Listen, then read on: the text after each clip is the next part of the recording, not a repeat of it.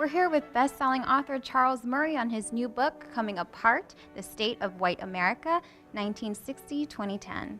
So tell us more about your book and what spurred you to write it. Well, the book basically has a very simple thesis, which is that we have developed classes in this country that are different in kind from anything we've ever known before. What spurred me on to write it? I kept watching, both in my children's friends and in my colleagues, a kind of isolation among people who've become successful in this country that didn't used to exist. And I also knew from my work as a social scientist that we were seeing changes in working class life, which were very problematic for the future of the culture. Why did you decide to focus primarily on white America? Simplifies everything. If I'm talking about social problems, let's say I'm talking about marriage, which has really gone through the floor in working class America. If I talked about everybody, people would be saying, oh, well, maybe that's a black problem or something.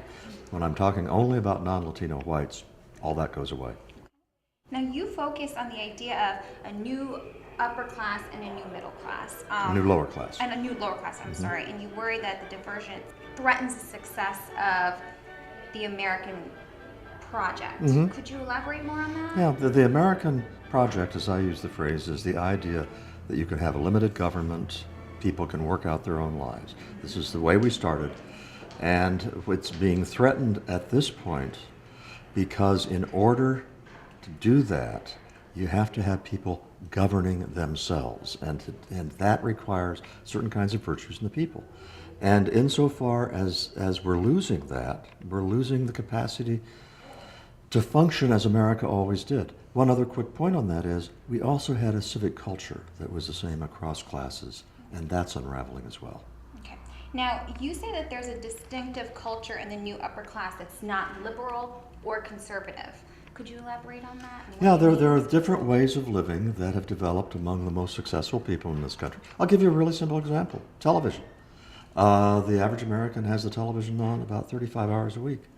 The average member of the upper class, maybe 5 or 6 hours at most, and some of them don't even have a television, and that 5 or 6 hours is spent watching Masterpiece Theater, not the kinds of television other people watch. When you have that kind of a distinctive treatment of something like television, and then add in 50 other things that are also divergent, you've got a completely different way of life in many important respects. And then you say in 1960 it was un-American to think that you were better than anyone else, and that's what's coming apart. Yeah, the example I use is cars. That in 1960, when you had executives in a large corporation, made lots of money, they wouldn't buy Cadillacs. And the reason they wouldn't buy Cadillacs is because that's sort of trying to put yourself above everybody. It's too show-offy, it's too ostentatious. That was kind of a cultural unwillingness to say, I'm better than you are. An unwillingness to flaunt money, to flaunt your success, which I think was very endearing and was also very important to a kind of equality that we had that has nothing to do with income, but has instead the assumption that the other American I run into is just as good as I am. And that's deteriorated. I ended up taking your quiz, about 25 questions, and I ended up scoring a 30. So what does that say about me? There's hope for you. You just need to get out a little more. Okay. Well, thank you very much for your time. We appreciate it. My pleasure.